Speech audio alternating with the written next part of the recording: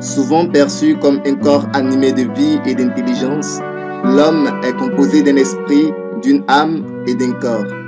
Chacun de ces éléments forme en lui-même une dimension particulière dans laquelle opère l'être entier. La connaissance de chacune des parties permet de créer les conditions d'une vie épanouie et prospère. L'être humain est à la fois spirituel, psychique et physique. Formé d'un esprit, d'une âme et d'un corps, il est bien un être tripartite. L'esprit de l'homme. L'esprit est ce que l'homme est vraiment. Il guide tout l'être. Il est ce qu'est le capitaine dans un bateau. L'esprit est constitué par l'ensemble des facultés intellectuelles. Dans de nombreuses traditions religieuses, il s'agit d'un principe de la vie incorporelle de l'être humain. En philosophie, la notion d'esprit est au cœur des traditions dites spiritualistes. En psychologie contemporaine, le terme devient synonyme de l'ensemble des activités mentales humaines, conscientes et non conscientes.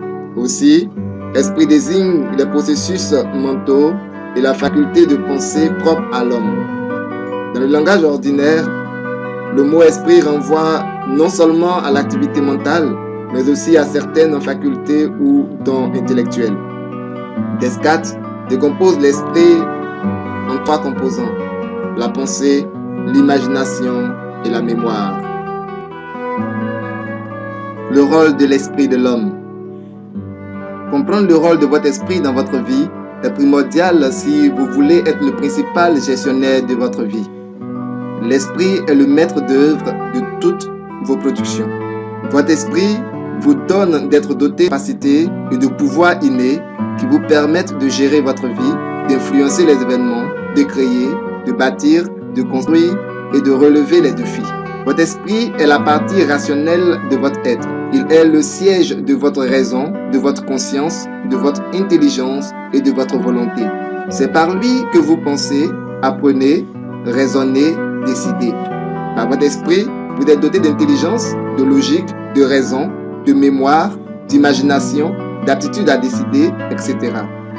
Aussi, votre esprit dispose d'une autonomie d'action et d'opération. Certes, il peut être influencé, mais vous jouissez du principe d'une totale liberté.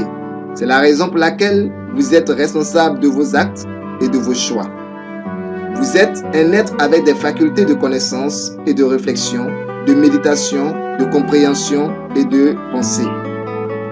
Il y a un processus psychologique à l'œuvre en vous, incluant la perception, la motivation, la décision ou les émotions.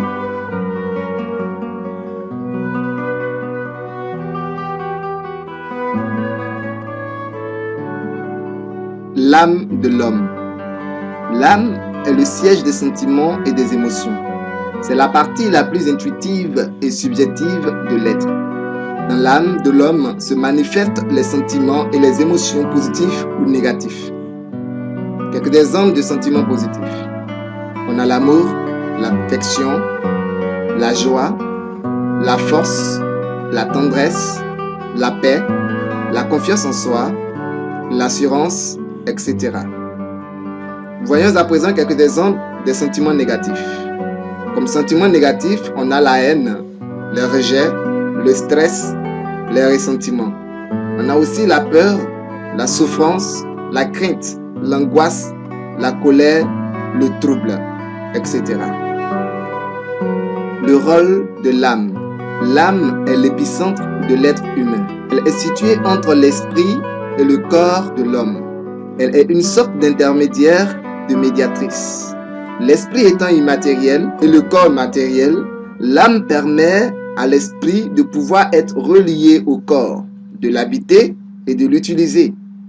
L'âme tire ses inspirations de l'un ou de l'autre, selon que les désirs exprimés sont charnels ou spirituels.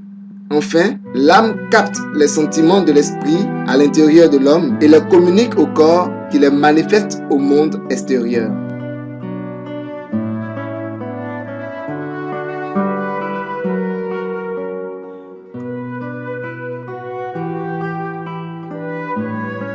Voyons à présent le corps de l'homme. Le corps de l'homme est l'habitacle de l'esprit dans le monde physique. c'est le vase de terre, l'attente, la personnalité. Le corps est le signe de la vie physique, le véhicule de l'être intérieur. C'est la partie visible de l'homme. Il est fait d'organes, de muscles, de sang, d'os. Pour son fonctionnement, il se système nerveux, d'une activité cérébrale, digestif, respiratoire, circulatoire, etc. Le corps est un vrai chef-d'œuvre naturel. Le rôle du corps de l'homme. C'est en déplaçant le corps que l'esprit peut se déplacer dans le monde matériel. Le corps est donc le moyen d'expression de l'esprit. Comme l'esprit n'est pas d'une nature adaptée au monde physique, il lui faut dialogue. Comme il en faut un quand l'homme va dans un monde différent du sien ou dans les fonds marins. Par l'intermédiaire du corps, l'esprit prend connaissance du monde matériel, par les perceptions telles que l'ouïe, le toucher, etc. Enfin, le corps permet à l'esprit d'agir sur le monde physique, de déplacer, de construire, de concevoir des plans, de créer, de fabriquer, de transformer la matière. Perçu des trois parties qui composent l'être humain. Retenez que vous vous définissez grâce à votre esprit, vous vous réalisez et construisez votre futur par le potentiel de votre esprit. Votre âme manifeste les sentiments qui vous animent et signale votre état d'âme et vos émotions. Et votre corps qui héberge votre esprit et votre âme leur offre les moyens d'expression dans le monde matériel.